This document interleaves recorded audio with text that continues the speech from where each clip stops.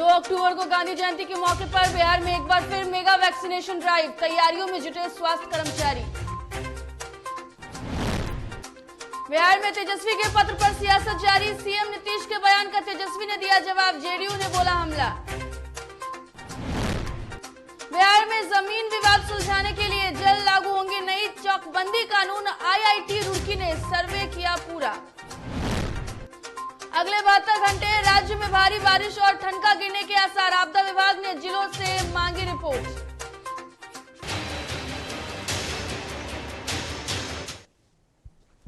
नमस्कार, जीटीवी भारत में आपका स्वागत है। मैं हूं पूजा वर्मा और बुलेटिन की शुरुआत करेंगे इस वक्त की बड़ी खबर से। बड़ी खबर पंचायत चुनाव को लेकर आ रही है। तो पंचायत चुनाव के दूसरे चरण की काउंटिंग आज होनी है। बता दें आपको कि आज और कल मतगणना का काम किया जाएगा। तो बड़ी खबर पंचायत चुनाव से जुड़ी हुई 29 सितंबर को दूसरे चरण का मतदान हुआ था, जिसको लेकर मतगणना 2 दिन चलेगी। बता दें आपको कि 38 जिलों के 48 प्रखंडों में वोट डाले गए थे, जिसको लेकर वोटों की गिनती है वो आज और कल जारी रहेगी। तो बड़ी खबर इस वक्त की पंचायत चुनाव से जुड़ी हुई आपको बता रहे हैं, जहां आज और कल मतगणना का काम जो है वो किया जाएगा। तो 29 सितंबर को दूसरे चरण का मतदान हुआ था और उसको लेकर के जो मतगणना है वो आज और कल चलने वाली है। कुल मिलाकर 2 दिनों तक मतगणना चलने वाली है, वोटों की गिनती होगी और बता दें आपको कि उसके बाद ही ये नतीजे सामने आएंगे कि दूसरे चरण के मतदान में, दूसरे चरण में जिस तरीके से चुनावी मैदान में जो भी प्रत्याशी उतरे थे उनमें किसे जीत और किसे हार मिली है। दरअसल 29 दिसंबर को दूसरे चरण का मतदान हुआ था और उसके बाद शाम को चुनाव आयोग ने एक प्रेस कॉन्फ्रेंस करके तमाम जानकारी दी थी कि किस तरीके से और कहां पर वोट डाले गए हैं और कितने प्रतिशत वोट डाले गए हैं। हालांकि आज और कल मतगणना होनी है, उसके बाद ही नतीजे सामने आएंगे।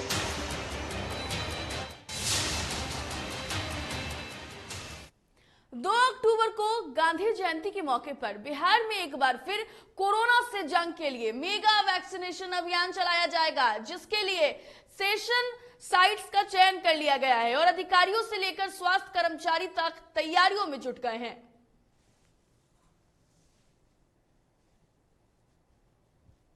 तो बता दें आपको कि 2 अक्टूबर यानी कि गांधी जयंती के अवसर पर बिहार में मेगा वैक्सीनेशन ड्राइव चलने वाला है। हालांकि इससे पहले भी कई बार स्वास्थ्य मंत्री मंगल पांडे और बिहार सरकार की पहल पर कई बार मेगा टीकाकरण अभियान जो है वो किया गया है। कई लाख टीकाकरण के लक्ष्य को पार किया गया है, लेकिन अगर इस बार के टीकाकरण के लक्ष्य की बात करें तो 33 लाख का लक्ष्य रखा गया है। ऐसे में 2 अक्टूबर को बिहार में मेगा वैक्सीनेशन ड्राइव चलाया जाएगा और तीसरी लहर की आशंका से पहले, आने से पहले बिहार सरकार तमाम जो लोग हैं उन्हें टीकाकरण जो है वो करवा देना चाहती है, ताकि कोरोना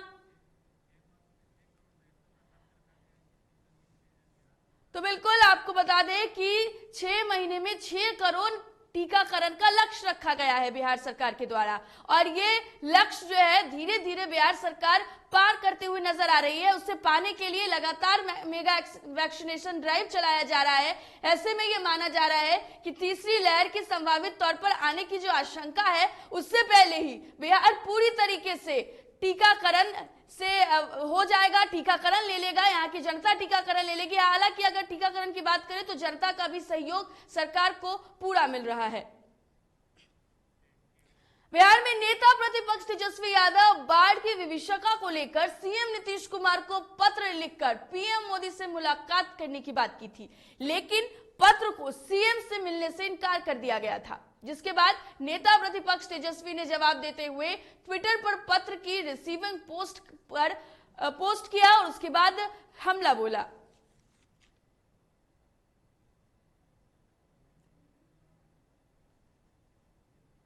तो बता दें आपको कि दरअसल सीएम नीतीश कुमार से जब मीडिया कर्मियों ने पूछा था कि क्या आपको तेजस्वी द्वारा कोई पत्र मिला है, उन्होंने साफ तौर पर कहा कि मुझे कोई पत्र नहीं मिला है। जिसके बाद तेजस्वी यादव ने अपने ट्विटर हैंडल पर वो पत्र भी साझा किया और आपको बता दें कि सचिवालय के द्वारा जो रिसीविंग की गई थी उसकी एक कॉपी भी अपने ट्विटर हैंडल पर शेयर की और उन्होंने एक आरोप लगाते हुए सचिवालय के ऊपर कहा कि सचिवालय भी थक चुकी है, इसीलिए शायद खत जो है वो सीएम के पास नहीं पहुंचा पाई।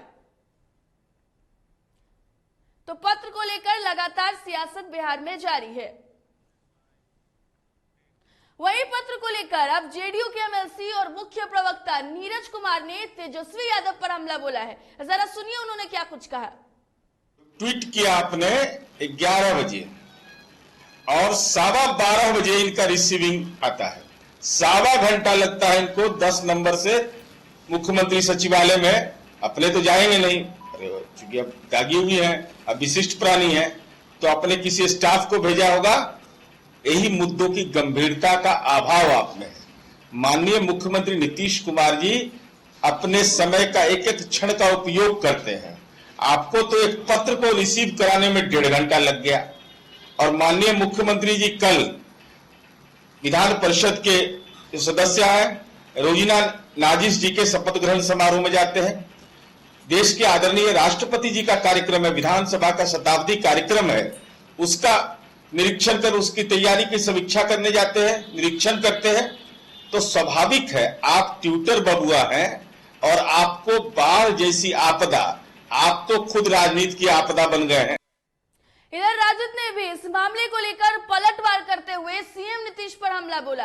आरजेडी प्रवक्ता शक्ति यादव ने कहा है कि सरकार ने किसान परेशान है, फिर भी सरकार कोई काम नहीं कर रही। जदयू के प्रवक्ताओं पर आदरणीय नीतीश कुमार जी एबीसीडी का ज्ञान क्यों नहीं करवाते भाई?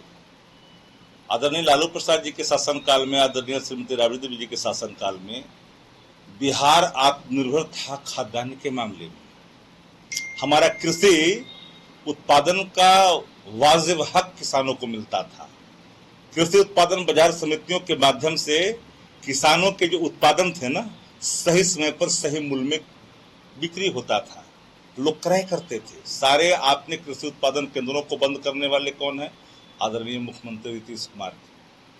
एक भी कोल्ड चेन बताइए बिहार के अंदर में जहां पर सब्जी का रखने का भंडारण हो, जहां औने पौने भाव में कृषक अपने फसलों को बेचने के लिए मजबूर है, वो राज्य है बिहार। बेगूसराय में केंद्रीय मंत्री गिरिराज सिंह ने ग्राम सभा की योजनाओं को बल देने के लिए बेगूसराय के विकास भवन में एनआईसी में वीडियो कॉन्फ्रेंसिंग के माध्यम से 3 किताब का लॉन्च किया है। इस दौरान गिरिराज सिंह ने कहा है कि गांवों के विकास के लिए ग्राम सभा एक बड़ी ताकत होती है। साथ ही बेगूसराय से पूर्व सीपीआई प्रत्याशी और कांग्रेस नेता कन्हैया कुमार के कांग्रेस में शामिल होने पर भी हमला बोला। इसके अनुभाग में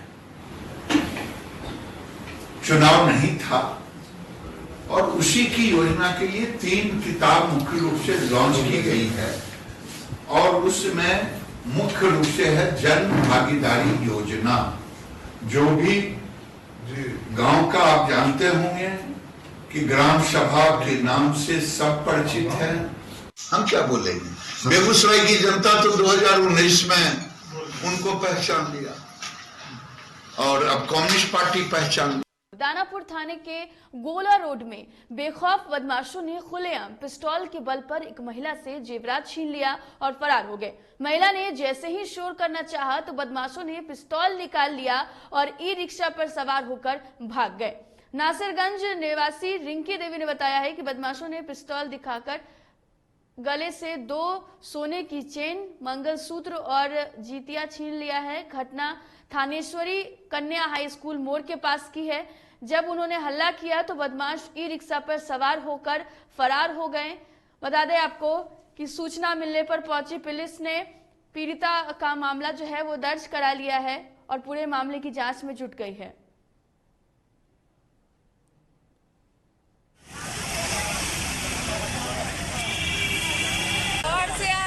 से काम करके आ रहे थे, दौड़े जा रहे थे। आप लोग सुनिए, आप लोग जाइए, बात मानिए। कान में जो छील दिया, बाली पहन चुके थे, मंगलसूत्र प्रार्थना भर था, वो छील दिया, जितिया छील दिया। क्या पिस्तौल लिए हुआ था, क्या हो गया? हाँ, पिस्तौल लेके था, भिड़ा रहा था। क्या बोला? तो मार दे बोला। ये लड़का था? ये लड़का था? वो लड़का था। मुजफ्फरपुर में निगरानी विभाग की टीम ने रिश्वतखोर दारोगा को गिरफ्तार किया है। निगरानी की टीम ने अहियापुर थाने में कार्यरत दारोगा सदरे आलम को 10,000 रुपए रिश्वत लेते हुए दबोचा है। जानकारी के अनुसार एक महिला से केस के सिलसिले में दारोगा पैसे की मांग की थी। महिला ने निगरानी में इसकी शिकायत भी की, जिसके बाद आपको बता दें कि निगरानी की टीम ने एक चाय दुकान से 10,000 रिश्वत लेते हुए दारोगा को धर दबोचा। वहीं गिरफ्तारी के बाद दारोगा से निगरानी की टीम पूछताछ कर रही है। बजे दिन में अहियापुर के सब इंस्पेक्टर सदरे आलम को 10,000 रुपया रिश्वत की राशि लेते हुए गिरफ्तार किया गया है। मामला था कि आज से करीब 2 महीना पहले पुलिस और पब्लिक के बीच में कोई झड़प हुई थी बकरी चौक के आसपास। उसी में 342/21 अहियापुर कांड दर्ज हुआ था। उसमें 9 नेमिंग और कुछ अज्ञात के विरुद्ध कांड दर्ज हुआ था। पटना सिटी के खाजे कला थाना क्षेत्र के पश्चिम दरवाजा इलाके से पुलिस ने एक युवक को हथियार समेत गिरफ्तार किया है। पुलिस गिरफ्तार युवक से कड़ी पूछताछ कर रही है। पुलिस ने बताया है कि गश्ती के दौरान युवक से एक देशी कट्टा, एक गोली और एक मोबाइल बरामद किया गया है। गिरफ्तार युवक की पहचान विकास कुमार के रूप में हुई है।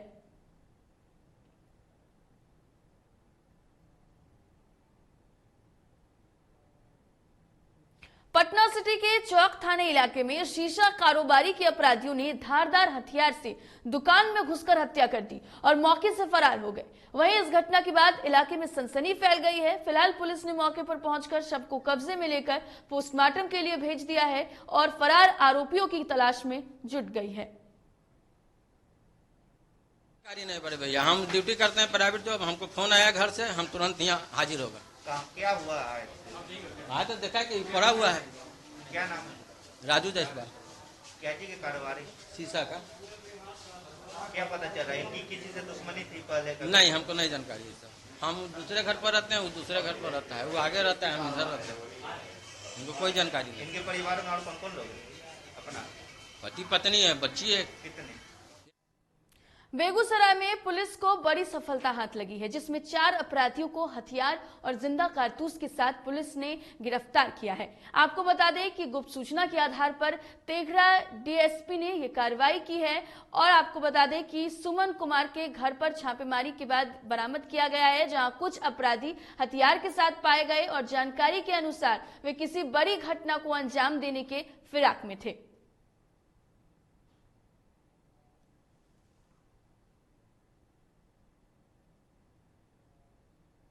समस्तीपुर के प्रखंड मुख्यालय में पहुंचकर प्रभारी सीओ अश्विनी कुमार के गाड़ी को रोका गया और बाढ़ राहत के तहत मिलने वाली सहायता राशि को जल्द से जल्द देने की बात कही गई। वहीं लोगों का कहना है कि हम लोगों को बाढ़ राहत अब तक नहीं मिली है, जिसके तहत लोग प्रखंड मुख्यालय पहुंचकर सीओ से मुलाकात की।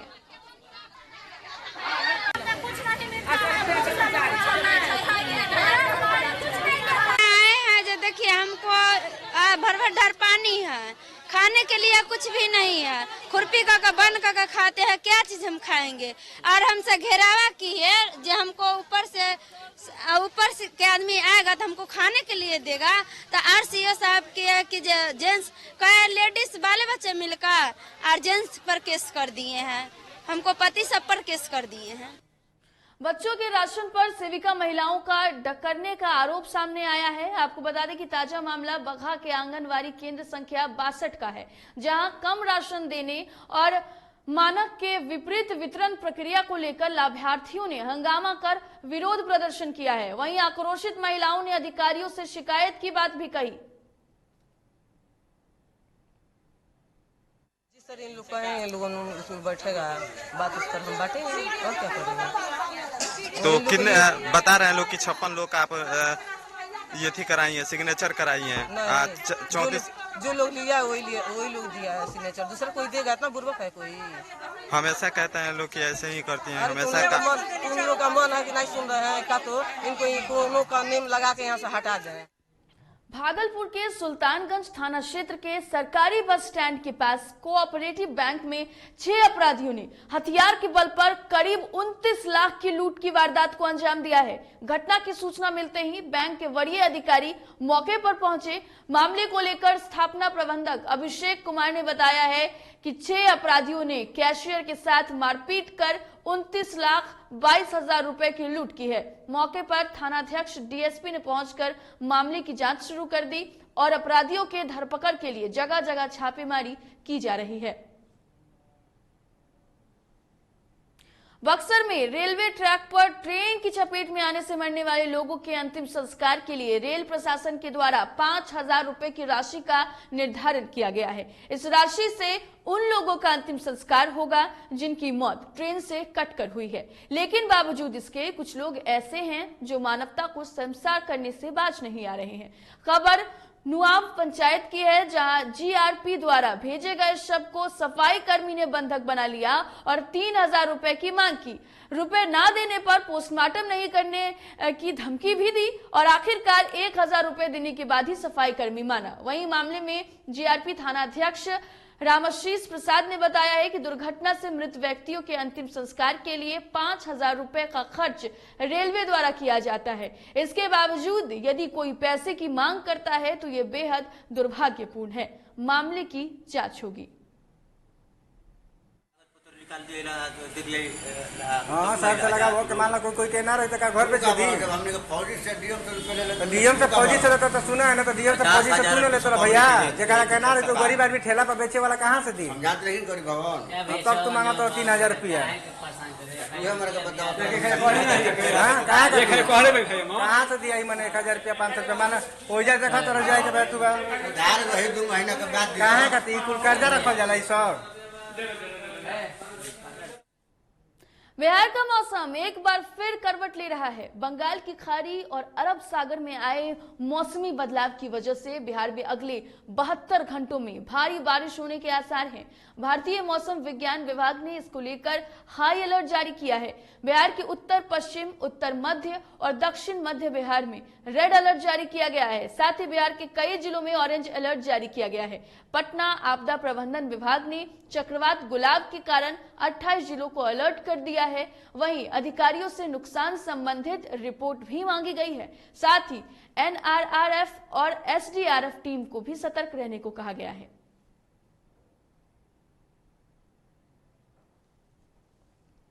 जमशेदपुर में भागबेरा गांव के ग्रामीणों ने गुड़ाबांधा थाने का घेराव किया। ग्रामीणों का आरोप है कि पुलिस ने बिना जांच किए गांव के ग्रामीण सपन पातर पर छिनतई और लूटपाट का मामला दर्ज कर लिया है, जिसके विरोध में ग्रामीणों ने तीर धनुष हथियारों के साथ थाना गेट के समक्ष प्रदर्शन किया।